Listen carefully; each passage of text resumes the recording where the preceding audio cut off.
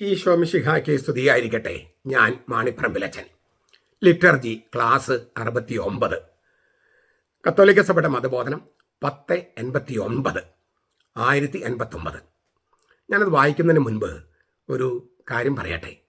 നമ്മുടെ നാട്ടിൽ പത്രങ്ങളിലൊക്കെ ഇടയ്ക്കിടയ്ക്ക് വരുന്ന സംഗതിയാണ് ദൃശ്യം മോഡൽ കൊലപാതകം. ഞാനൊരു പുസ്തകത്തിൽ എഴുതിയിട്ടുണ്ട്. നമ്മുടെ സുപ്രീം കോടതി ജഡ്ജിയായിരുന്ന KT തോമസ്, അദ്ദേഹം മനോഹരമായി ഈ ദൃശ്യം സിനിമ, അതിൻ്റെ ആദ്യത്തെ എന്താ പറയുക, ഒന്നാം ഭാഗം അത് കഴിഞ്ഞപ്പോൾ അദ്ദേഹം വളരെ മനോഹരമായ ഒരു വ്യാഖ്യാനം നൽകിയിരുന്നു. അതിനകത്ത് അദ്ദേഹം ചോദിക്കുന്നൊരു ചോദ്യം, ഈ ദൃശ്യം മോഡൽ എന്നും ഈ മാധ്യമങ്ങൾ പറഞ്ഞ് ആ ചിത്രത്തിൻ്റെ യഥാർത്ഥ പോയിന്റ് മാറ്റിക്കളഞ്ഞു എന്നാണ്. പോലീസുകാരും ദൃശ്യം മോഡൽ പറഞ്ഞ് നടക്കുകയാണ്. വാസൽ എന്താണ് സംഭവിച്ചത്? ഒന്നാം ഭാഗത്തെക്കുറിച്ച് ഞാൻ പറയണേ. നമ്മുടെ വീട്ടിൽ ഒരാൾ, ക്ഷണിക്കപ്പെടാത്ത അതിഥി എന്നൊക്കെ പറയുന്ന ഒരാൾ വന്ന് ഒന്നുകിൽ മകളെ അല്ലെങ്കിൽ ഭാര്യയെ ബലാത്കാരമായി പ്രാപിക്കാനായിട്ട് ശ്രമിക്കുന്നു. അപ്പോൾ ശക്തനായ ഒരു ആൾ വരുമ്പോൾ സെൽഫ് പ്രൊട്ടക്ഷൻ, ആത്മസംരക്ഷണം, നമുക്ക് ഇല്ലേ, ആത്മരക്ഷയെ പ്രതി, ആത്മാവിൻ്റെ രക്ഷയല്ല, സെൽഫ് പ്രൊട്ടക്ഷൻ, അങ്ങനൊരു വകുപ്പുണ്ട്. അത് ആത്മരക്ഷ എന്ന് പറഞ്ഞാൽ, നമ്മൾ സെൽഫ് പ്രൊട്ടക്ഷൻ എന്ന് പറഞ്ഞാൽ അത് എൻ്റെ ജീവനെ തന്നെ രക്ഷിക്കുകയല്ല, എൻ്റെ കൂടെയുള്ളവരും ജീവനെ രക്ഷിക്കുകയാണ്. അപ്പം നമ്മുടെ വീട്ടിലേക്ക് ഇങ്ങനെ നമ്മളെ നശിപ്പിക്കാൻ വേണ്ടി ഒരാൾ ക്ഷണിക്കാതെ കയറി വന്നാൽ അവരെ കൊന്നുകളയാനുള്ള വകുപ്പ് ഇന്ത്യൻ ഭരണഘടനയിലുണ്ട്. പിന്നെ അതിനകത്ത് കാണിക്കുന്ന മറ്റൊരു പ്രധാനപ്പെട്ട സംഗതി എന്താണ്? അങ്ങനെ വരുമ്പോഴും ഈ നിയമം നമുക്ക് എതിരാകാം. ഇതിങ്ങനൊരു വകുപ്പ് ഉണ്ട് എന്ന് ഭരണഘടനയിലുണ്ടെങ്കിലും കേസെടുക്കുന്നതും വാദിക്കുന്നതും മറ്റൊക്കെ പോലീസും സർക്കാരും കോടതിക്കുകയാണ്. അപ്പോൾ ഇതൊന്നും നേരെ ചൊവ്വ വരില്ല. അപ്പോൾ ആ കുടുംബത്തെ രക്ഷിക്കാൻ വേണ്ടി ഏതറ്റം വരെയും പോകുന്ന ഒരു മനുഷ്യൻ്റെ കഥ ഇല്ലേ, ഏതറ്റം വരെയും പോകുക. എൻ്റെ കുടുംബമാണ് എൻ്റെ ലോകം, അതിനെ രക്ഷിക്കാൻ ഞാൻ ഏതറ്റം വരെയും പോകും. അതാണ് ആ നിലപാട്. ഈ രണ്ട് കാര്യങ്ങളാണ് KT തോമസ്, സുപ്രീം കോടതി ജഡ്ജിയാണ് KT തോമസ് ഹൈലൈറ്റ് ചെയ്തത്. കുടുംബത്തെ രക്ഷിക്കാൻ വേണ്ടി ഏതറ്റം വരെയും പോകും. അവിടെ എൻ്റെ മുമ്പിൽ ശരികളേയുള്ളൂ. അതാണ് ആ കഥാപാത്രം പറയുന്നത്, ഈ മോഹൻലാലിൻ്റെ കഥാപാത്രം പറയുന്നത്. സത്യത്തിലുള്ള ദൃശ്യം മോഡൽ ഇതാണ്. പക്ഷേ മാധ്യമങ്ങളെല്ലാം ദൃശ്യം മോഡൽ എന്ന് പറയുന്നത് വീടിനകത്ത് തന്നെ ശവം കുഴിച്ചിടുന്നതിനെ കുറിച്ചാണ്. അതല്ല ദൃശ്യം മോഡലിൻ്റെ യഥാർത്ഥ കഥ. ഞാനത് പറയാൻ കാരണം, ഇന്ന് ഈ ലിറ്റർജിയിൽ നമ്മൾ പറയാൻ പോകുന്ന കാര്യം ഈ ഒരു സ്നേഹവുമായിട്ട് ബന്ധപ്പെട്ടതാണ്. അതെന്താണെന്ന് പറഞ്ഞു വരുമ്പോൾ നിങ്ങൾക്ക് മനസ്സിലാകും. ഈ ലിറ്റർജിയിൽ ക്രിസ്തുവിൻ്റെ പ്രവൃത്തി എന്താണെന്നാണ് 1084 മുതൽ 1090 വരെയുള്ള ഖണ്ഡികളിൽ ചർച്ച ചെയ്യുന്നത്. അതിൽ 1089 ഇപ്പോൾ നമ്മൾ ചർച്ച ചെയ്യുന്നത്. ഞാനൊന്ന് വായിക്കാം.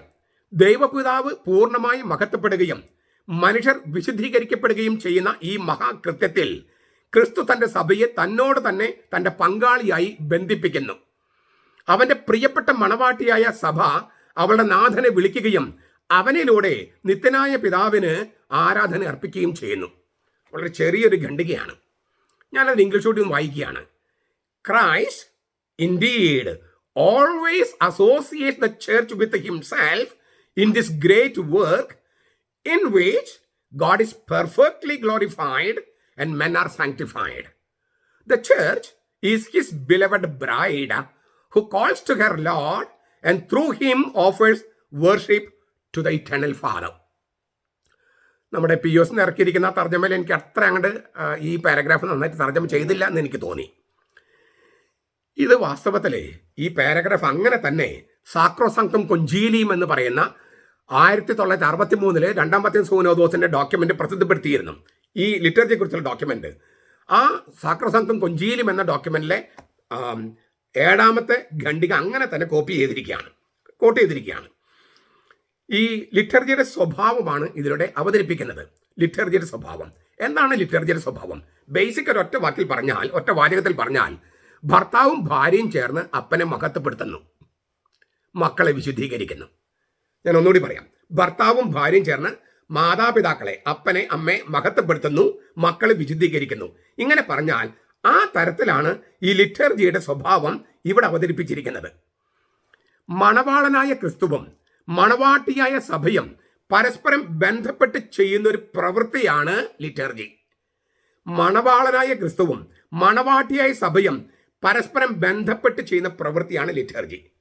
ഞാൻ മുമ്പൊരു സ്ഥലത്ത് പറഞ്ഞിരുന്നു, പ്രണയത്തിൻ്റെ ഭാഷ മനസ്സിലായില്ലെങ്കിൽ ലിറ്റർജി മനസ്സിലാകില്ലെന്ന്. അപ്പോൾ വളരെ പോസിറ്റീവായിട്ടും ചിലർ പറഞ്ഞു പ്രണയം എന്ന വാക്കിന് നമ്മുടെ നാട്ടിൽ അത്ര നല്ല അർത്ഥമില്ല എന്നൊക്കെ. എനിക്കത് അത്ര കണ്ട് മനസ്സിലായില്ല. പ്രണയം നല്ല വാക്കാണ്. ഈറോസ് എന്ന വാക്ക് ഗ്രീക്കിലും നല്ല വാക്കായിരുന്നു. ഇപ്പോൾ ഇറോട്ടിക് എന്ന് പറയുമ്പോൾ നല്ല അർത്ഥമല്ല ഉപയോഗിക്കുന്നത്. പക്ഷെ ദാമ്പത്യ സ്നേഹം എന്ന അർത്ഥത്തിലാണ് ഈറോസ് ഉപയോഗിച്ചിരുന്നത്. പൗലോസ്ലിഹ അതിന് മുകളിൽ അഗാപ്പെ വെക്കുന്നുണ്ട്. ഞാനതേക്കുറിച്ച് പറയാൻ വരുന്നു. അന്ന് അവർ കണക്കാക്കുന്ന ഈറോസ് ആണ് ഏറ്റവും ഉയർന്ന സ്നേഹം എന്നാണ് പണ്ട് കണക്കാക്കിയിരുന്നത്. അതല്ല, അഗാപ്പയാണ് എന്ന് പൗലോസ്ലിഹ 1 കൊരിന്ത്യസ് 13 അധ്യായത്തിൽ പറയുന്ന അതാണ്. ഏതായാലും ഈ മണവാളനായ ക്രിസ്തുവും മണവാട്ടിയ സഭയും പരസ്പരം ബന്ധപ്പെട്ട് പ്രണയത്തിലായി ദൈവപിതാവിന് കൊടുക്കുന്ന ആരാധനയാണ് ലിറ്റർജി. ഈ സ്നേഹത്തിന്റെ പ്രവൃത്തിയിലൂടെ ദൈവപിതാവ് മഹത്വപ്പെടുന്നു. ഈ പ്രണയത്തിന്റെ പ്രവൃത്തിയിലൂടെ എന്നാണ് ഞാൻ പറയുക.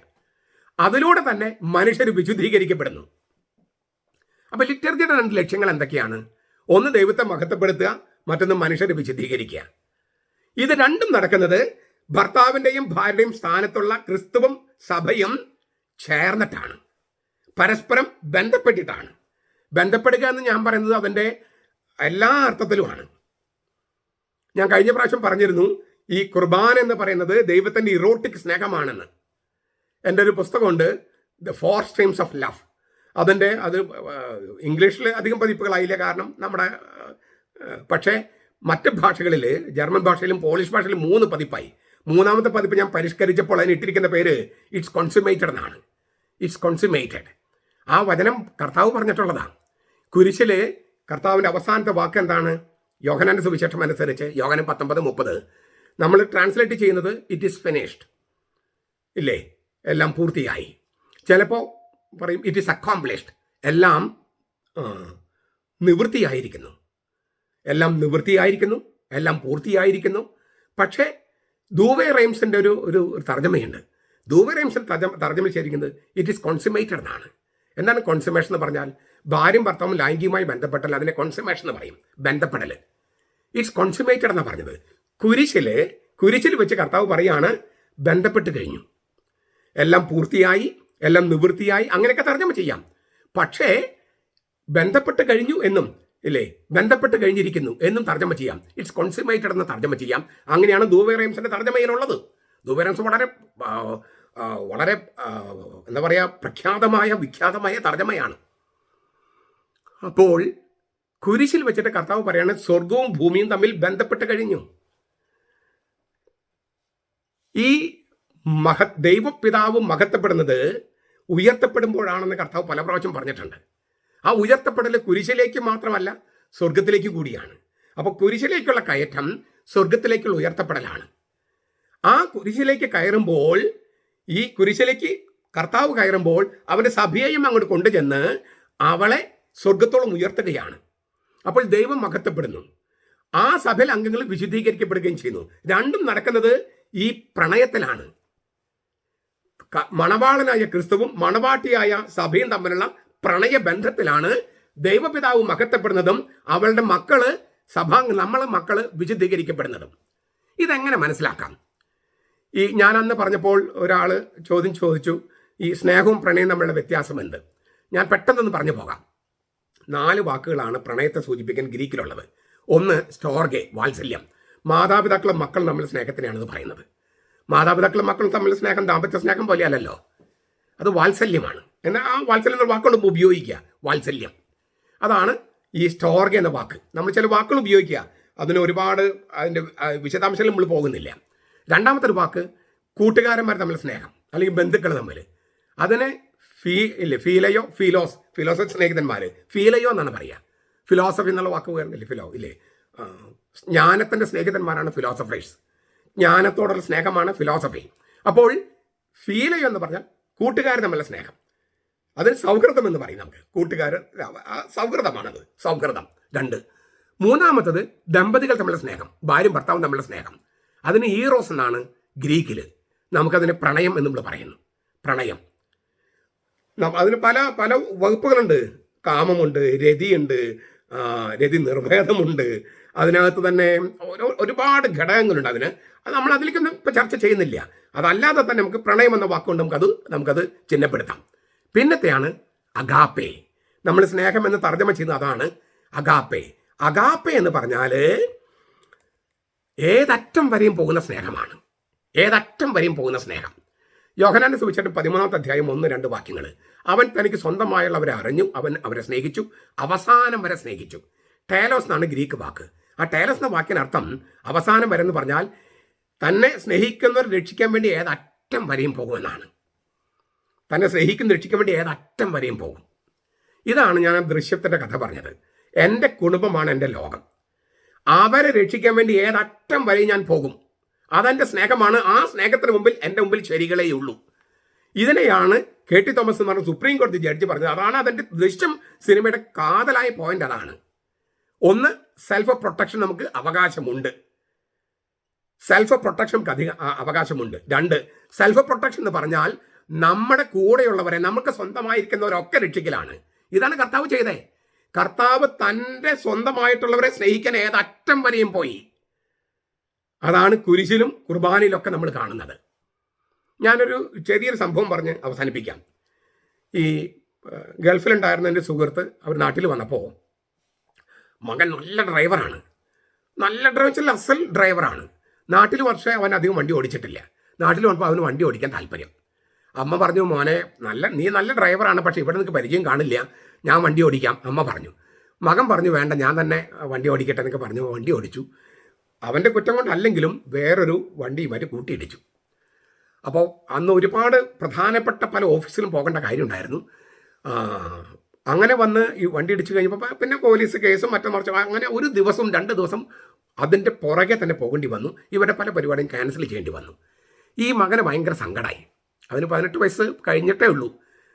ലൈസൻസ് കിട്ടി, വണ്ടിയൊക്കെ ഓടിച്ച് തുടങ്ങിയത് മുമ്പാണ്. പക്ഷേ ലൈസൻസ് കിട്ടിയിട്ട് നാട്ടിൽ വണ്ടി ഓടിക്കാനുള്ള കൊതി കൊണ്ട് ചെയ്താണ്.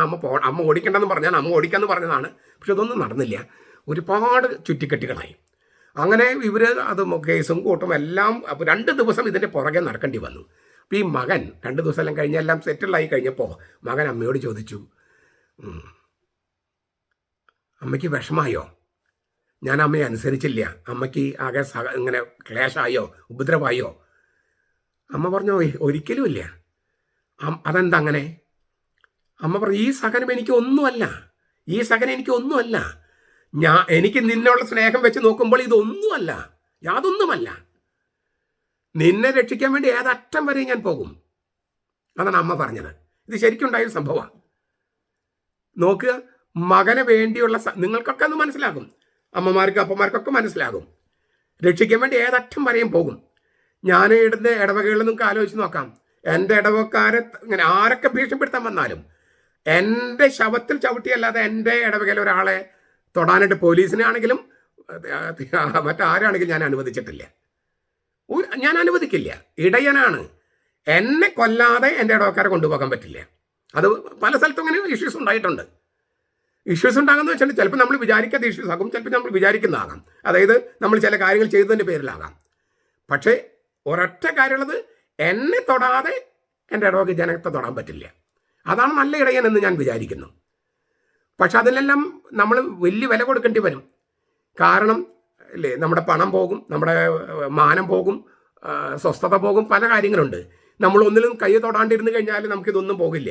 പക്ഷെ ദൈവത്തിന് മുമ്പിൽ വിലയുണ്ടാകുമോ എന്ന് എനിക്ക് സംശയമാണ്.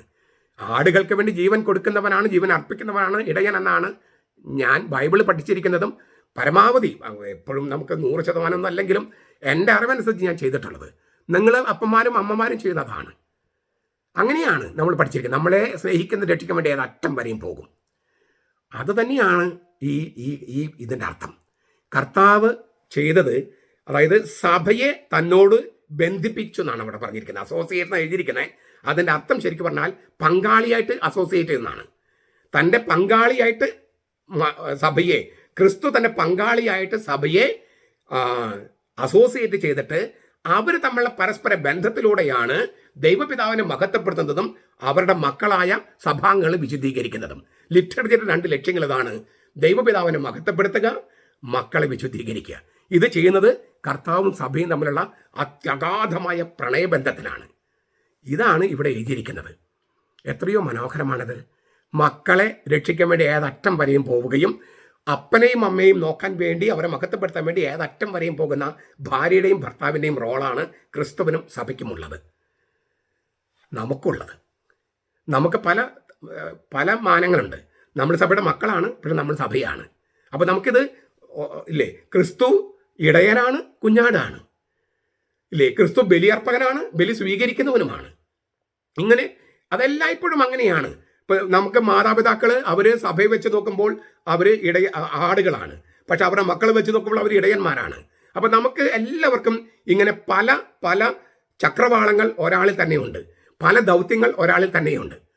നമുക്ക് ഈ പറഞ്ഞ ദൗത്യം ദൈവപിതാവിനെ മഹത്വപ്പെടുത്താനും നമ്മുടെ മക്കൾ വിശുദ്ധീകരിക്കാനും ക്രിസ്തുവും സഭയും തമ്മിലുള്ള ഭാര്യാഭർത്തൃ ബന്ധം പോലെ ക്രിസ്തുവുമായിട്ട് പ്രണയത്തിലായിരിക്കാൻ,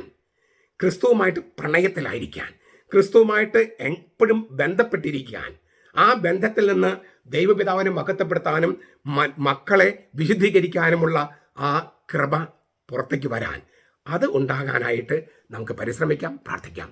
നമ്മുടെ കർത്താവ് ഈശോ മിശിഹായുടെ കൃപയും പിതാവായ ദൈവത്തിൻ്റെ സ്നേഹവും പരിശുദ്ധാത്മാവിൻ്റെ സഹവാസവും നാം എല്ലാവരോടും കൂടി ഉണ്ടായിരിക്കട്ടെ, ഇപ്പോഴും എപ്പോഴും എന്നേക്കും.